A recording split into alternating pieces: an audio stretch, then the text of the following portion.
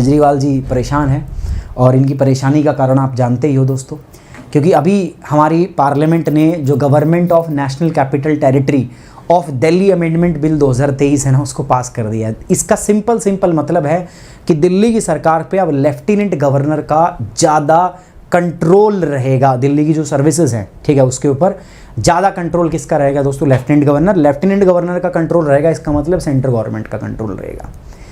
इस विधेयक को पारित होते समय जब ये संसद में रखा गया था, तो हमारे जो गृह मंत्री हैं अमित शाह जी, उन्होंने बड़ी जो कांग्रेस और जो आम आदमी पार्टी जो कह रही थी ना, उनका जवाब देते हुए कहा कि भैया दिल्ली ये सोच रही है कि मुझे एक पूर्ण स्टेट के तरीके का मतलब दर्जा मिल जाए, मैं एक पूर्ण स्टेट की तरह काम करूं, फंक्शनिंग करूं, तो वो नहीं हो सकता। आप एक यूनियन टेरिटरी हैं, ठीक, और आप यूनियन टेरिटरी ही रहेंगे।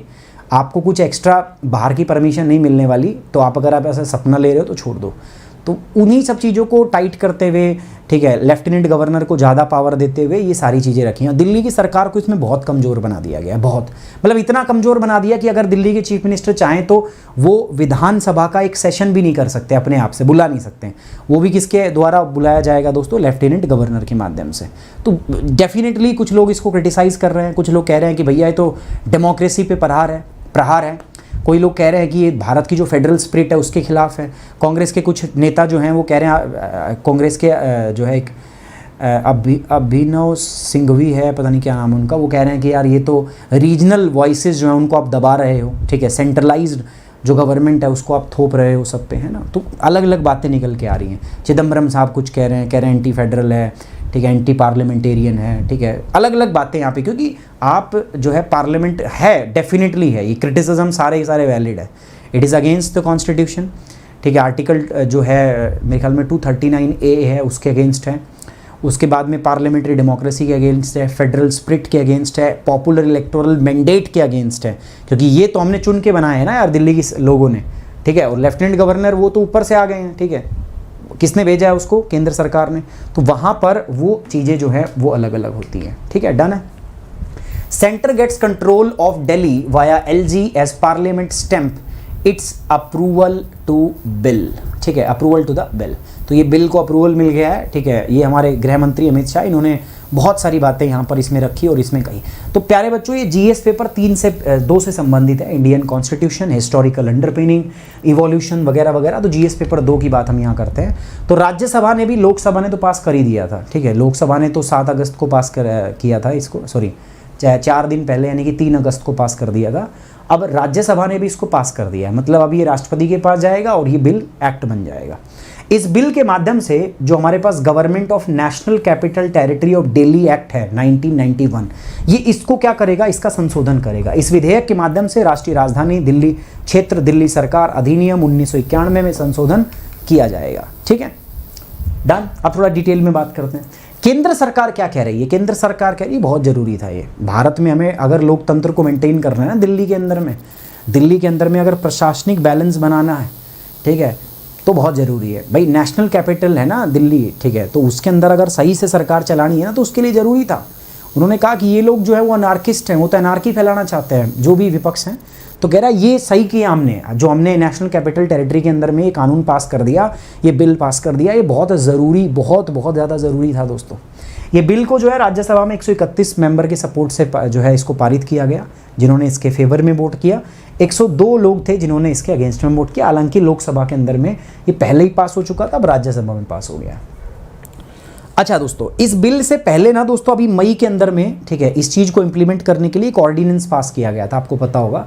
और उस ऑर्डिनेंस को भी बहुत क्रिटिसाइज़ किया था। उस टाइम पे भी बहुत सारे वीडियो बने थे कि भैया दिल्ली की सरकार जो है वो उसकी सारी पावर छीन ली, फलानी ढिमकानी।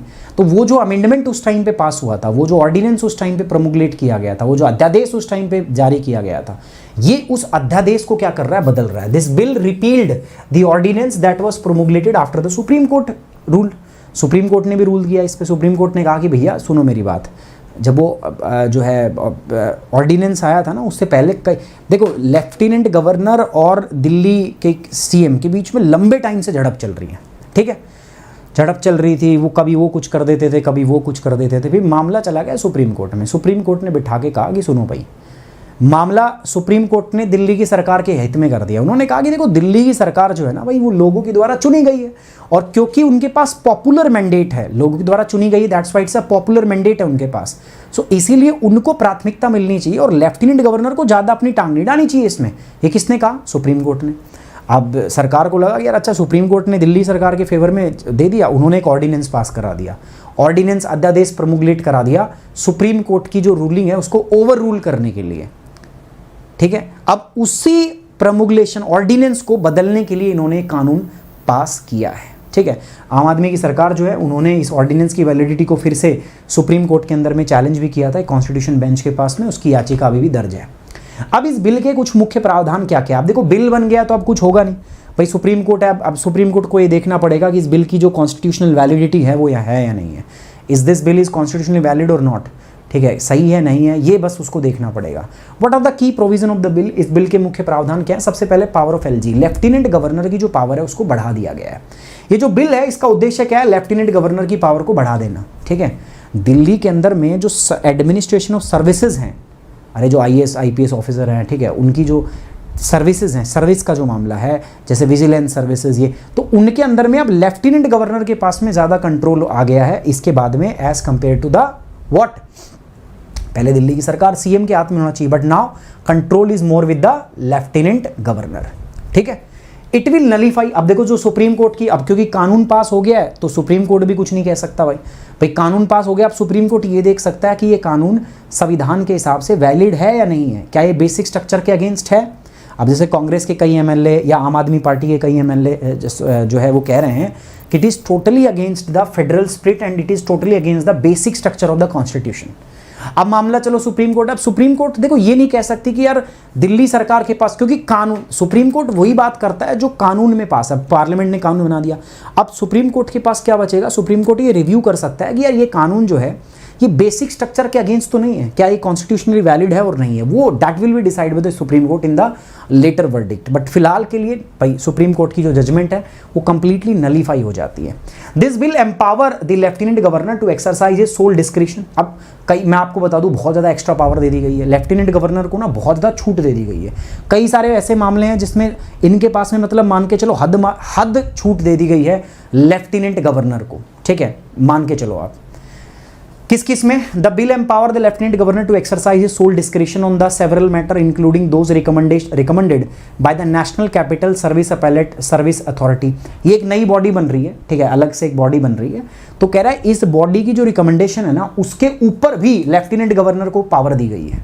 ठीक है, लेफ्टिनेंट गवर्नर को यह भी पावर दी गई है summoning, prorogation and dissolution of Delhi legislative assembly, कि दिल्ली के अंदर में जो विधानसभा है उसको कब बुलाना है, कब स्थगित करना है, कब भंग करना है, ये सब लेफ्टिनेंट गवर्नर की डिस्क्रिशन पे डिपेंड करेगा। मतलब अगर कल को अरविंद केजरीवाल को कोई अर्जेंट बिजनेस कंडक्ट करना हो ना तो वो भाई साहब लेजिस्लेटिव असेंबली को सेशन में भी नहीं बुला सकते।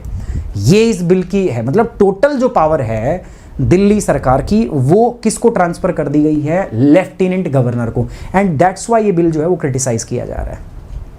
अब जितनी भी दिल्ली यूनियन टेरिटरी के अंदर में जो सर्विसेज हैं उनको एडमिनिस्टर करने के लिए एक नई अथॉरिटी बन रही है। ठीक है, इसका नाम है national capital service civil service authority. इसमें 3 आदमी होंगे, पता है आपको, एक होगा चीफ मिनिस्टर और 2 होंगे ब्यूरोक्रेट। 2 ब्यूरोक्रेट में कौन है? एक तो चीफ सेक्रेटरी होगा, ठीक है, और एक प्रिंसिपल सेक्रेटरी होगा होम डिपार्टमेंट का। अब एक तो मान लो लोगों के द्वारा चुना हुआ नेता है, 2 ब्यूरोक्रेट हैं। अब ये जो पूरी संस्था है कोरम पे काम करेगी। कोरम का मतलब क्या है? 3 आदमी है ना, तो जिस साइड 2 आदमी हो जाएंगे बस उसी तरफ मामला पलड़ा झुक जाएगा।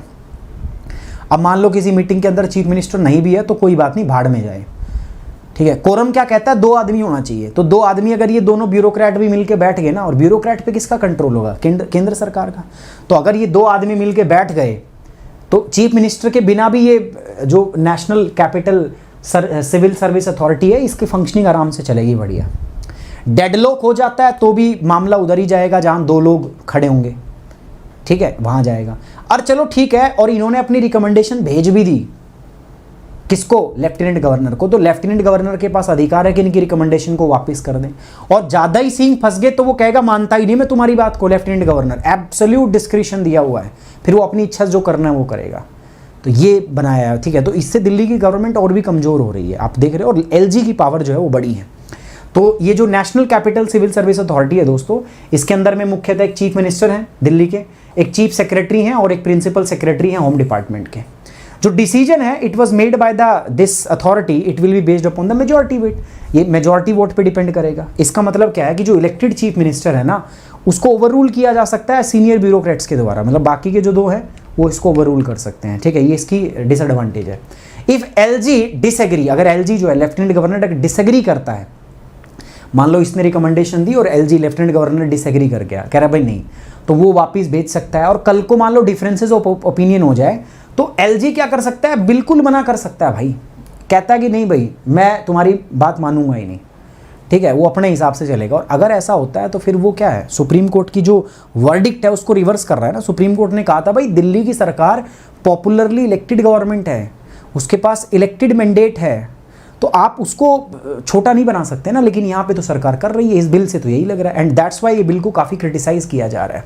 एक चीज़ और है इसमें, ड्यूटी ऑफ सेक्रेटरीज, ठीक है, ये एडिशनल प्रोविज़न रखा गया क्या, मैं बताता हूँ। इसके अंदर में क्या है, जो डिपार्टमेंट के सेक्रेटरीज है ना, कोई भी अगर ऐसा मामला फंसता है कि जिससे दिल्ली की सरकार और केंद्र सरकार के बीच में सींग फंस सकते हैं, मान लो ऐसा कोई मैटर है जो लग रहा है इन सेक्रेटरी को, कंसर्न डिपार्टमेंट के सेक्रेटरीज को लग रहा है कि ये एक ऐसा मामला है जिसमें दिल्ली की सरकार और केंद्र सरकार के सींग फंस सकते हैं, वो पहले ही वो इशू को फ्लैग कर देंगे, इशू को रेज कर देंगे, भाई देखो ये मामला है और यहाँ गड़बड़ हो सकती है, ठीक है, ये प्रॉब्लम मामला है, यहाँ पे प्रॉब्लम हो सकती है, ठीक है। तो वो पहले ही बता देंगे लेफ्टिनेंट गवर्नर को, समझ में आ रही बात, लेफ्टिनेंट गवर्नर को भी बताएंगे, चीफ मिनिस्टर को बताएंगे और चीफ सेक्रेटरी, उसके बाद में फिर लेफ्टिनेंट गवर्नर को पहले ही पता चल जाएगा। तो इससे जो कलेक्टिव रिस्पॉन्सिबिलिटी का जो कॉन्सेप्ट है वो भी डाइल्यूट हो जाता है। Additionally the concern department secretary must bring certain matter to the notice of LG, the chief minister and the chief secretary, these includes matter which may bring the Delhi government into the controversy with the central or any state government, the Supreme Court or the High Court or the Delhi, ठीक है, ये बात भी है, मतलब पहले ही बता दो एलजी को जाके। अच्छा, अब इसमें चिंताएं हैं, कंसर्न है इससे, ठीक है, बिल को लेकर कई सारी चिंताएं। चिंता क्या है, देखो पहली बात तो क्या है कि जो पावर है ट्रांसफ़र करने की, जो ऑफिसर होते हैं ना, जो दिल्ली के अंदर में जो ऑफिसर आएंगे उनको ट्रांसफ़र करने की पावर, उनकी पोस्टिंग की जो पावर है वो सब जो है लेफ्टिनेंट गवर्नर के हाथ में चली गई है। और इससे थोड़ा गड़बड़ हो गई है क्योंकि एक ऑलरेडी एक triple chain of accountability set होती है। कैसे, सिविल सर्विस जो होते हैं, सर्विसेज जो होते हैं, सिविल सर्वेंट जो होते हैं, आईएएस ऑफिसर किसके लिए अकाउंटेबल होता है, मिनिस्टर के लिए, ये मिनिस्टर को जवाब देता है। और मंत्री किसको जवाब देता है दोस्तों, ये अपनी लेजिस्लेचर को जवाब देता है, और लेजिस्लेचर किसको जवाब देती है दोस्तों, लोगों को। तो ये एक triple chain of authority accountability है कि ये कुछ भी करेगा ये इसको जवाब देगा, ये कुछ भी करेगा अब ये इसको देगा और ये इसको। अब क्या हुआ है, जो ये सिविल सर्विसेज है ये मिनिस्टर को जवाब नहीं दे रही है, लेकिन भाई लेजिस्लेचर और सिटीजन तो मंत्रियों से जवाब मांगेंगे ना, लेकिन सिविल सर्वेंट जो है they are not accountable to the minister, उनको मिनिस्टर की बात माननी नहीं, भाड़ में जाए। तो जो एक चेन हमारी बनी थी, एक ट्रिपल चेन बनी थी अकाउंटेबिलिटी की, दैट ब्रेक्स हियर, ठीक है। दिस में violate the principle of parliamentary democracy, इसीलिए कहा जा रहा है कि भाई जो संसदीय लोकतंत्र है उसके सिद्धांत का पूर्ण रूप से यहाँ पे उल्लंघन हो रहा है। लेफ्टिनेंट गवर्नर को आपने सोल डिस्क्रिशन दे दी है, एलजी को आपने विधानसभा बुलाने का पूर्ण विवेकाधिकार दे दिया है, जिसका अर्थ यह है कि मुख्यमंत्री आवश्यकता पड़ने पर भी सरकारी व्यवसाय के लिए आवश्यकता के साथ में जो सत्र बुलाने में पूरी तरीके से असमर्थ रहेगा। क्रिटिक्स जो है वो आर्ग्यू कर रहे हैं that this bill is completely unconstitutional, पूरा कह रहा है कि बिल असंवैधानिक है भैया, it is fundamentally anti democratic, ठीक है, ये लोकतंत्र के बिल्कुल अगेंस्ट है, ये लोकतांत्रिक बिल है ये, ठीक है। कोई मैंने बताया था अभिषेक मनु सिंघवी है, वो कह रहे हैं कि भैया ये तो जो रीजनल एस्पिरेशन है उनका दमन है, लोगों की आवाज़ का दमन है, दिल्ली के लोगों ने चुना था अरविंद केजरीवाल की सरकार को, लेकिन उसका दमन है, it violate the principle of federalism, Bharat में संघवाद है ना, तो कह रहे हैं संघवाद की जो प्रथा है उसके एक बिल्कुल अगेंस्ट जा रहा है, जो इंडिया में सिविल सर्विस अकाउंटेबिलिटी की नॉर्म है ट्रिपल चेन ऑफ अकाउंट उसके बिल्कुल अगेंस्ट है ना, ये सब बातें कर रहे हैं। अब दोस्तों इस सारे उसमें एक कॉन्स्टिट्यूशन के एक प्रोविज़न को देखना बहुत ज़रूरी है, जिसको हम जानते हैं आर्टिकल 239AA, किस नाम से जानते हैं दोस्तों, आर्टिकल 239 ए। आर्टिकल 239 ए जो है ना, ये पहले संविधान में नहीं था, इसको बाद में ऐड किया गया था। It was inserted in the constitution by the 69th amendment act 1991। 69वें संवैधानिक संशोधन अधिनियम 1991 के माध्यम से इसको भारत के संविधान के अंदर में जोड़ा गया था। ठीक है, इस आर्टिकल के माध्यम से हम बेसिकली जो हमारी नेशनल कैपिटल टेरिटरी है एनसीटी दिल्ली, उसको हम स्पेशल स्टेटस का दर्जा यहाँ पे प्रदान करते हैं, है ना। इसको कब ऐड किया गया? तो 1991 में। तो 1991 को ही हमारी जो नेशनल कैपिटल टेरिटरी है दिल्ली, उसको हमने स्पेशल स्टेटस, ठीक है, एक विशेष दर्जा यहाँ पर दिया था। ठीक है, ये बात आप लोग समझ पा रहे हैं कि नहीं समझ पा रहे? आगे बढ़ते हैं। जो आर्टिकल है, it stand that NCT shall have the legislative assemblies and a council of minister headed by the chief minister. ये क्या कहता है? आर्टिकल कहता है कि भैया नेशनल कैपिटल टेरिटरी है दिल्ली, उसके अंदर में एक लेजिस्लेटिव असेंबली होगी। ठीक है, उस लेजिस्लेटिव असेंबली के अंदर में एक कैबिनेट होगा, कैबिनेट को हेड कौन करेगा? Chief minister. ठीक है, और जो लेफ्टिनेंट गवर्नर है वो सारे काम किसके एडवाइस पे करेगा? इन्हीं के एडवाइस पे करेगा। इन्हीं की किन पे? Council of minister which is headed by the chief minister. But यहाँ तो मानी नहीं जा रही ना भाई। जो लेजिस्लेटिव असेंबली है वो सारे स्टेट लिस्ट के और कंकरेंट लिस्ट के मामलों पे कानून बना सकती है। संविधान में है ना 7th शेड्यूल, 7वीं अनुसूची, 3 लिस्ट है, स्टेट लिस्ट, कंकरेंट लिस्ट और, ठीक है, आपकी नेक्स्ट कौन सी है? Union list. तो स्टेट लिस्ट और कंकरेंट लिस्ट पे हमारी जो ये दिल्ली की असेंबली है वो कानून बना सकती है, बट कुछ मैटर इसको छोड़ने हैं। ठीक है, जैसे matter related to the law and order, ठीक है, लैंड, 3 मामले हैं जो इससे बाहर हैं। Council of minister shall be responsible legislative assembly, LG has act on the aid and advice. ये सारी बातें हमने बात कर ली। ठीक है, तो ये सब था। अब कहानी आपको पता है, आपके सामने रख दी है। अब इसी आर्टिकल को मैं ये कह के छाप सकता हूँ कि दिल्ली की सरकार की पावर छीनी, केजरीवाल जी के लिए समस्या बढ़ी, है ना, ऐसे ऐसे करके, तो वो आप कर सकते हैं। ठीक है, बट हमारे लिए जो काम की चीज़ें थी, जो यूपीएससी के पर्सपेक्टिव से, वो हमने देखी कंटेंट वाइज, है ना। अब बात करते हैं सर इससे अलावा अगर हम पढ़ना चाहें तो देखो, आप मेरे हिसाब से यहाँ से एक सबसे बढ़िया चीज़ पढ़ो आप, 7th शेड्यूल क्या होता है। 7th schedule of the constitution, संविधान की जो 7वीं अनुसूची है ना, उसके बारे में एक पढ़ो आप। Basic structure of Indian constitution, संविधान की जो मूल संरचना है वो क्या होती है। ठीक है, मूल संरचना है। तो 2 चीज़ पढ़ो बस, मज़ा आ जाएगा तुम्हें। ठीक है, ये कर लो आप। केशवानंद भारती जजमेंट इसी बेसिक स्ट्रक्चर पे डिपेंड है ना, बहुत इंपॉर्टेंट है ये। प्रीलिम्स की बात करते हैं दोस्तों। प्री की जब बात आप करोगे ना, तो यहाँ पे देखो प्री में बहुत सारी चीज़ें हैं। ठीक है, आपसे पूछा सकता है इस बिल के बारे में, इस बिल के मुख्य प्रावधान क्या क्या है। आर्टिकल 239 ए के बारे में, ये 69वां अमेंडमेंट जो हुआ था इसके बारे में, है ना। यूनियन टेरिटरी का एडमिनिस्ट्रेशन कैसे चलता है, केंद्र शासित प्रदेशों का, ये सारी चीज़ें आपसे पूछी जा सकती है। ठीक है, डन। चलिए आगे बढ़ते हैं। मेंस का सवाल देखते हैं दोस्तों। तो बड़ा ही आसान सवाल रखा है मैंने, कुछ भी नहीं है, जो पढ़ाया है उसी को लिखना है आपको। What is the government of national capital territory of Delhi amendment bill 2023, जो अभी बिल पास हुआ, ये क्या है। How it is going to affect the power of elected state government of Delhi, किस प्रकार से ये दिल्ली की सरकार की जो पावर है उसको प्रभावित कर रहा है। कुछ नहीं करना, जो पढ़ाया है वो यूं का यूं चेप देना है। मैं ये बता रहा हूं कि इस टॉपिक को आप किस सवाल में लिख सकते हो। तो अगर ऐसा सवाल आता है मेंस के अंदर, you can directly put this article into that. ठीक है, आप उसमें लिख दीजिए, आपका सही होगा। समझ में आया बात दोस्तों आपको? गाइज समझ में आया? एक बार जल्दी से यार समझ में आया तो वीडियो लाइक और शेयर कर दो। लाइक नहीं किया है अभी तक, अभी आप लोगों ने, काफ़ी लोग हैं जो बैठ के इंतजार कर रहे हैं पता नहीं किस चीज़ का। प्लीज़ वीडियो को लाइक करें, शेयर करें। अगर आप चैनल पे नए हैं तो भाई चैनल को सब्सक्राइब भी कर लीजिएगा दोस्तों। ये मेरे 4 अलग अलग चैनल्स हैं यूट्यूब पर, ज्योग्राफी 101, यूपीएससी 101, करंट अफेयर 101 और एनसीईआरटी 101। मैं चाहता हूं दोस्तों कि आप सारे के सारे लोग जो हैं इस पे मेरे साथ जुड़ जाएं। ठीक है, मुझे यहाँ पर फॉलो करें, चैनल के साथ जुड़ें। मेरे साथ अनअकैडमी पे जुड़ने के लिए आप मुझे सुमित कुमार के नाम से फॉलो करेंगे।